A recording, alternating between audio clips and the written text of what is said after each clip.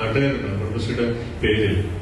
ഞാൻ പറയുന്നത് കാസർഗോഡ് ജില്ലയിൽ തന്നെ നമുക്ക് ഇനിയും ഒരുപാട് സാധ്യതകളുണ്ട്. ആ സാധ്യതകൾ തീർച്ചയായിട്ടും എക്സ്പ്ലോർ ചെയ്യണം. നമ്മളിപ്പോ അതിന്റെ ഭാഗമായിട്ടാണ് നമ്മുടെ ഉൽപ്പന്നങ്ങൾ, നമ്മൾ സാധാരണ ഗതിയിൽ ലോക്കൽ ഉൽപ്പന്നങ്ങളാണ്. ആ ലോക്കൽ ഉൽപ്പന്നങ്ങൾക്ക് 2 മുമ്പ് ഗിഫ്റ്റ് ഹാമ്പർ അതിൽ കൂടിയാണ് വിറ്റഴിച്ചത്. നമ്മൾ കൂടുതലും 2 മുമ്പ് നിലവിൽ വന്നു. അത് കുറച്ചുകൂടി ജനകീയമാക്കുകയും നമ്മുടെ ഉൽപ്പന്നങ്ങൾക്ക് കുറച്ചുകൂടി സ്റ്റാൻഡേർഡ് കൂട്ടുക എന്ന് പറയുന്നത്, നമ്മൾ ലോക്കൽ ഉൽപ്പന്നം എന്ന് പറയുമ്പോൾ ആ ലോക്കൽ ഉൽപ്പന്നത്തിന് അതിൻ്റെതായ പ്രത്യേകതയുണ്ട്.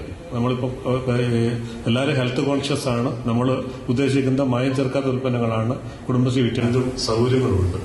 അപ്പം അതുകൊണ്ട് തന്നെ നമുക്ക് അത്ര യൂണിറ്റുകളെ ഒരുപാട് കാസർഗോഡ് ജില്ലയിലേക്ക് കൊണ്ടുവരാൻ വേണ്ടി പറ്റും. എൻ്റെ ഒരു പ്രത്യേക താല്പര്യം അതിനുണ്ട്. നാട്ടുകാരുണ്ട് കുടുംബശ്രീയുടെ പേരിൽ.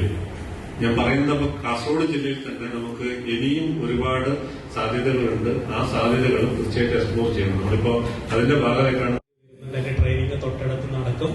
NFC നെയ്ബർഹുഡ് ഫ്രൈഡ് ചിക്കൻ എന്ന് പറയുന്ന KFC പോലുള്ള ഒരു ബ്രാൻഡഡ് ആയിട്ടുള്ള ഒരു പ്രൊജക്ട് കൃത്യമായി മോണിറ്റർ ചെയ്യാൻ വേണ്ടിയിട്ട് നമുക്ക് സാധിക്കുന്നില്ല.